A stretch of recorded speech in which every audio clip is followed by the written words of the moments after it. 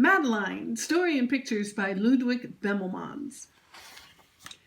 In an old house in Paris that was covered with vines lived 12 little girls in 2 straight lines. In 2 straight lines they broke their bread and brushed their teeth and went to bed. They smiled at the good, they frowned at the bad. And sometimes they were very sad. They left the house at 9:30 in 2 straight lines, in rain or shine. The smallest one was Madeline. She was not afraid of mice. She loved winter, snow, and ice. To the tiger in the zoo, Madeline just said, "Pooh, pooh." And nobody knew so well how to frighten Miss Clavel. In the middle of one night, Miss Clavel turned on her light and said, "Something is not right." Little Madeline sat in bed, cried and cried. Her eyes were red. And soon after Dr. Cone rushed out to the phone. And he dialed Danton 106. "Nurse," he said, "it's an appendix." Everybody had to cry.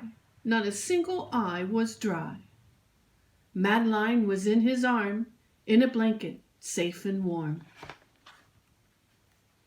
In a car with a red light, they drove out into the night. Madeline woke up 2 hours later in a room with flowers. Madeline soon ate and drank. On her bed there was a crank. And a crack on the ceiling had the habit of sometimes looking like a rabbit. Outside were birds, trees, and sky. And so 10 days passed quickly by. One nice morning, Miss Clavel said, "Isn't this a fine day to visit Madeline?" Visitors from 2 to 4 read a sign outside her door. Tiptoeing with solemn face, with some flowers and a vase.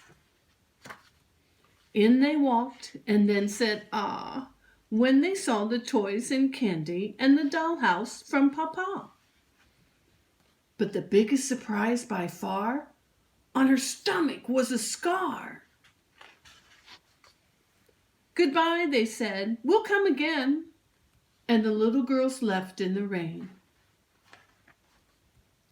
They went home and broke their bread, brushed their teeth, and went to bed. In the middle of the night, Miss Clavel turned on the light and said, "Something is not right." And afraid of a disaster, Miss Clavel ran fast and faster. And she said, "Please, children, do tell me what is troubling you." And all the little girls cried, "Boo-hoo, we want to have our appendix out too." "Good night, little girls. Thank the Lord you are well. And now go to sleep," said Miss Clavel. And she turned out the light and closed the door. And that's all there is. There isn't any more.